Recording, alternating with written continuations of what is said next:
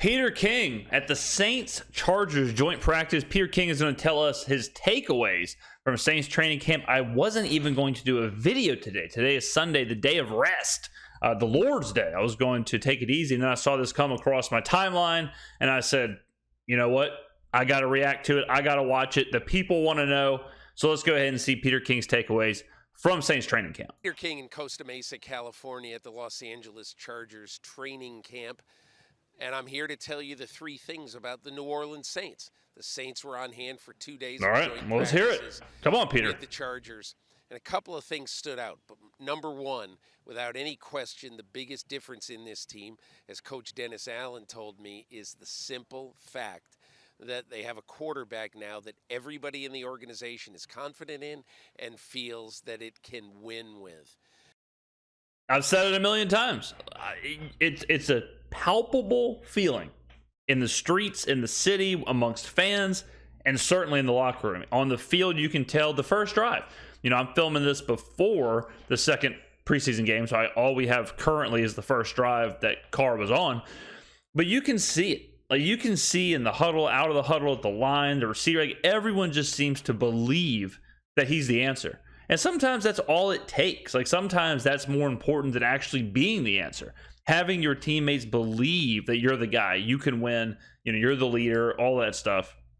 The fact that Carr already has that after just barely being with the team, I mean, that's invaluable. You know, like Minnesota, Kirk Cousins, I'm not sure if those teammates and all that, if they think Kirk is the guy, if they think we can win the Super Bowl with Kirk Cousins. I'm not sure if they do. You know, I don't know in Dallas if people think Dak Prescott, they can win a Super Bowl with Dak Prescott. There are good quarterbacks out there who don't have the total belief of the locker room. It seems like Derek Carr does right now. Now, that can go away. You know, you lose a couple games, throw a couple picks in big situations, you know, you fumble. You start messing around, you will lose that for sure. It's not something that just sticks around forever. So Derek is going to have to earn that and keep that, but the fact that he has that right now is huge. It's funny, I was talking to Dennis Allen about what he's learned as a head coach in his stops with the Raiders and the Saints. And he got up from the table, and he's walking away, and he said, and by the way, biggest thing I learned is it helps to have a really good quarterback, and we got one. So I think there's a lot of confidence, and early on, a lot.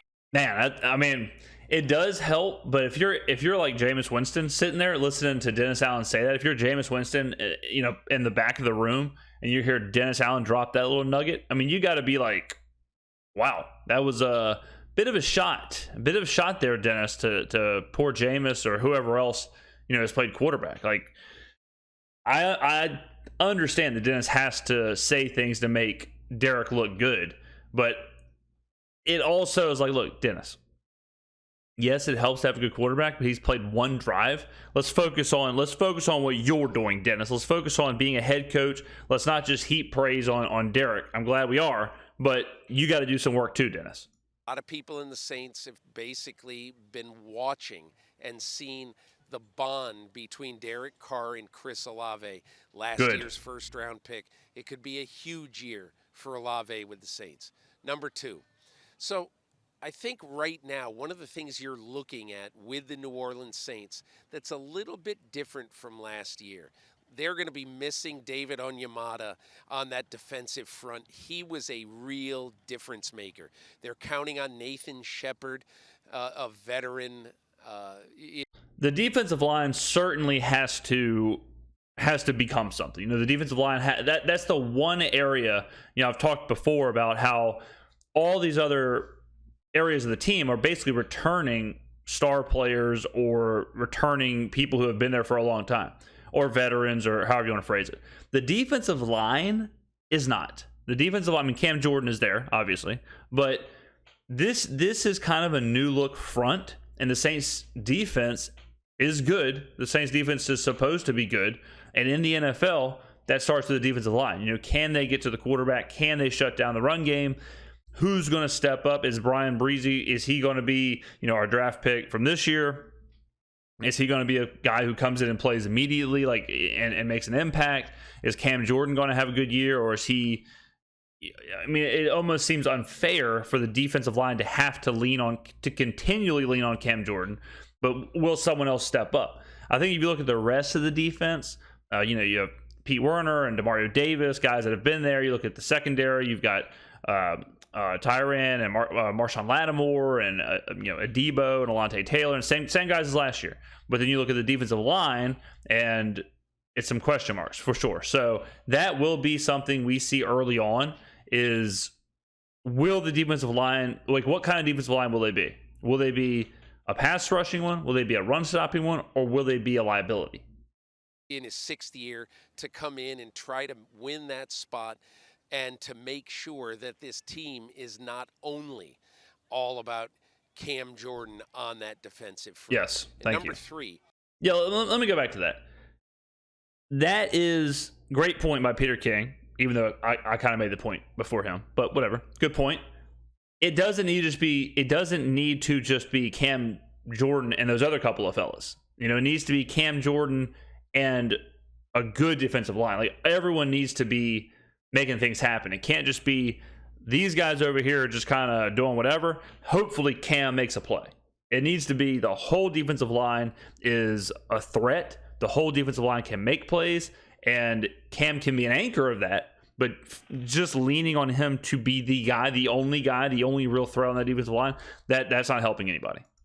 I think there's a lot of confidence with this New Orleans Saints team that it's not going to be a team that struggles the way it did a year ago. You really sense, both from coaches, administrators, players, that this is they think that this is the best team in the NFC South. The Saints, it's an interesting situation because Peter King is not a Saints beat writer. Peter King is feeling and seeing these things from an unbiased outside perspective. I feel like the Saints are the most slept on team in the NFL, the most underrated. One of my commenters said this the other day in a video, and I thought it was really well said. He basically said that the NFL media doesn't follow the Saints very closely. So they are just taking what the Saints have looked like the last couple of years, and they're completely forgetting about how good this roster is. It's going to look foolish in a couple of months whenever people look back and they're like, man, what the hell were we thinking whenever we were comparing the Saints roster to the Panthers or the Bucks or the Falcons? Like, how if you look around, and I'm not saying that all these guys are at the peak of their abilities, but you look at the Saints roster, it's a legitimate roster. Top to bottom, it's a deep, strong roster at a bunch of different positions. It's not just, oh, the wide receiver group's good. Oh, the running backs are good. Oh, the tight ends are good. It's everywhere. And like I said, it is deep. I mean, Jamal Williams is a backup running back.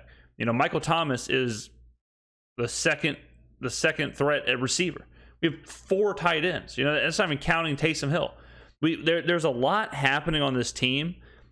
My prediction is that within the first 5-6 weeks, the Saints are going to go from relatively no one's talking about them, and they'll immediately shoot up in power rankings to like a top 5 team.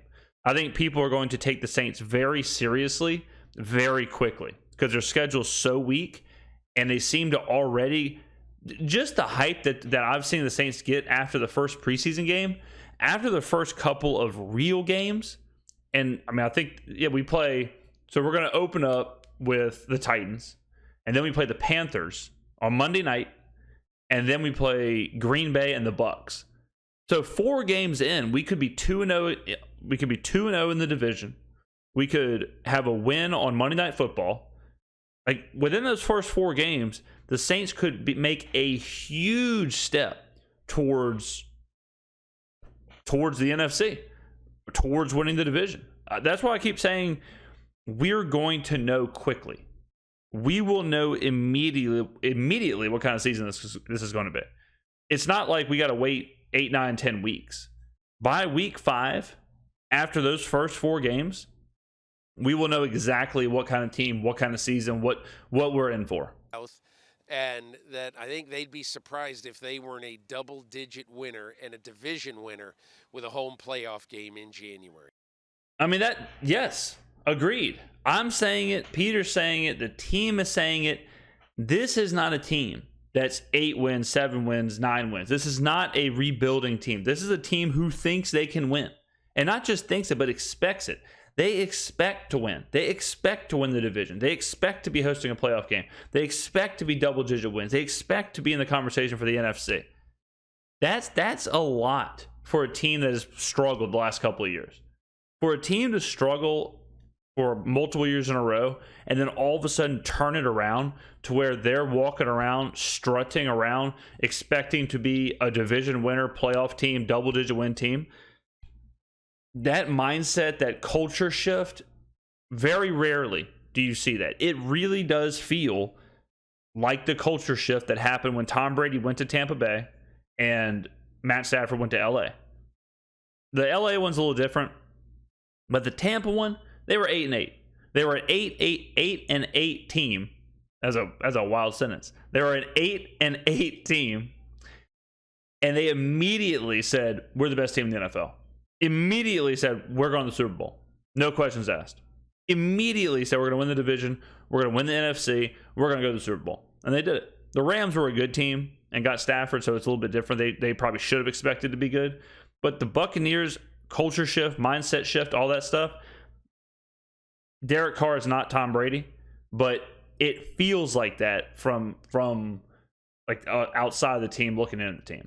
Let me know in the comments below what you think about Peter's 3 things he learned from training camp. I love them. I love all 3 of the things because those 3 things that he said are things that we've said and things that we think that the team is, has shown, whether it's through OTAs or training camps or the preseason or interviews or whatever.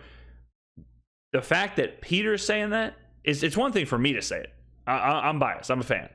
I'm going to have a positive outlook at this time of the year.